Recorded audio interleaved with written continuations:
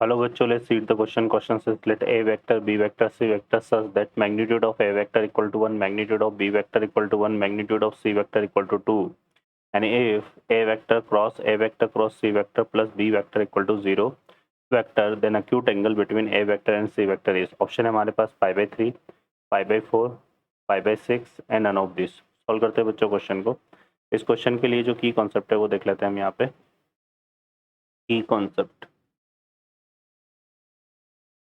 तो की कॉन्सेप्ट की अगर हम बात करें बच्चों यहाँ पर, तो हमारे पास क्या है, क्या होगा इसमें. सबसे पहले हम बात कर लेते हैं यहाँ पर A vector cross B vector cross C vector. ये हमारा डिफाइन होता है किस तरह से बच्चों, A vector dot C vector into B vector minus A vector dot B vector into C vector. ठीक है. सेकेंड हम बात करें यहाँ पर, तो A vector dot B vector, इसको हम बोल सकते हैं magnitude of A vector magnitude of B vector into क्या होता है ये कॉस ऑफ थीटा. और यहाँ पे जो थीटा है वो क्या है, एंगल है ए और बी के बीच का, ए वेक्टर और बी वेक्टर के बीच का एंगल है. ठीक है बच्चों, तो सॉल्व करते हैं क्वेश्चन को.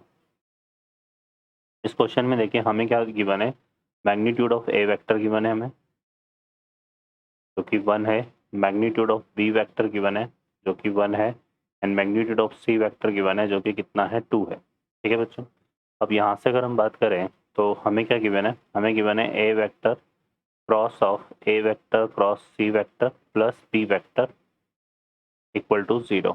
तो यहाँ से अगर इसको हम यूज़ करें ट्रिपलेट प्रोडक्ट को, तो ये बनेगा A vector dot C vector into A vector minus A vector dot A vector into C vector और प्लस बी वेक्टर. इस बी वेक्टर को उस तरफ लेके जाते हैं तो जाता है माइनस बी वेक्टर. तो ये आ जाएगा ए वेक्टर डॉट सी वेक्टर. तो ये कितना हो गया, यहाँ पे हम देखो कंसिडर कर लेते हैं, लेट ए वेक्टर डॉट सी वेक्टर को हमने के कंसिडर कर लिया. तो ये क्योंकि ये स्केलर क्वांटिटी है A vector dot C vector, इसको ले सकते हैं के ए वेक्टर माइनस ये बनेगा magnitude of A vector square C vector और equal to minus of B vector. ठीक है. अब मैग्नीट्यूड ऑफ ए वेक्टर की वैल्यू क्या है, 1 है, तो A magnitude of A vector square भी 1 ही आएगा. तो ये आ जाएगा हमारे पास K A vector minus C vector equal to minus of B vector. अब इसमें हम क्या करते हैं बच्चों, इसमें दोनों तरफ इसका मैग्नीट्यूड ले लेते हैं. तो यहाँ से आएगा magnitude of K A vector square minus C vector equal to magnitude of minus B vector और स्क्वायर कर देते हैं बोथ साइड.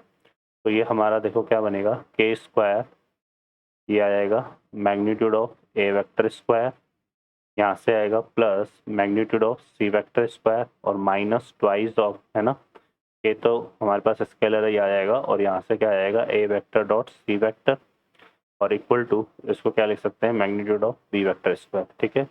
अब मैग्नीट्यूड ऑफ ए वेक्टर की वैल्यू हमारे पास 1 है, तो ये आ जाएगा क्या, के स्क्वायर, है ना, इसकी वैल्यू 2 है तो 2 का स्क्वायर कितना हो गया 4 माइनस 2 के, और ए वेक्टर डॉट सी वेक्टर को हमने क्या लिया था यहाँ पर, के लिया था. तो ये आएगा माइनस का कितना हो जाएगा ये 2 के स्क्वायर, है ना, और इक्वल टू ये कितना हो गया बच्चों बी स्क्वायर. बी की वैल्यू क्या है हमारे पास 1 है, तो ये 1 का स्क्वायर 1 ही आएगा. ठीक है. तो यहाँ से अगर देखेंगे तो ये कितना बन रहा है, माइनस के स्क्वायर इक्वल टू माइनस 3. तो के स्क्वायर की वैल्यू हमारे पास कितनी आ रही है 3. ठीक है. अब के हमने क्या लिया था यहाँ पे, ए वेक्टर डॉट सी वेक्टर का स्क्वायर है, ये इक्वल टू 3 आ रहा है ना. अब A vector dot C vector को कैसे डिफाइन करेंगे, तो ये बनेगा मैग्नीट्यूड ए वेक्टर स्क्वायर आ जाएगा magnitude of C vector square और ये कितना आएगा cos square theta equal to, ये कितना हो जाएगा हमारे पास 3. अब देखो मैग्नीट्यूड ए वेक्टर की वैल्यू 1 है तो 1 का स्क्वायर 1 और सी वेक्टर की वैल्यू 2 है तो 2 का स्क्वायर कितना हो गया 4. तो यहाँ से आएगा 4 cos square theta equal to 3, है ना. तो यहाँ से कॉस थीटा इक्वल टू कितना आ गया बच्चों 3/4. तो इम्प्लाइज डेट हमारे पास कॉस थीटा इक्वल टू आ जाएगा कितना, प्लस माइनस √3/2, है ना. ठीक है. अब थीटा जो है यहाँ पे एंगल है किसके, ए और बी के वेक्टर के बीच का. तो यहाँ पे थीटा की जो पॉसिबल वैल्यू है यहाँ पे पॉजिटिव √3/2 लेंगे तो ये कितना आएगा π/6, है ना. और एक अगर हम नेगेटिव लेंगे तो ये आएगा π-π/6, है ना. तो π-π/6 तो कितना हो जाएगा 5π/6. ठीक है.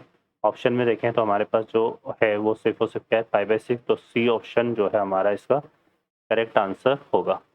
ओके बच्चों, I hope you understand well. Best of luck. Thank you.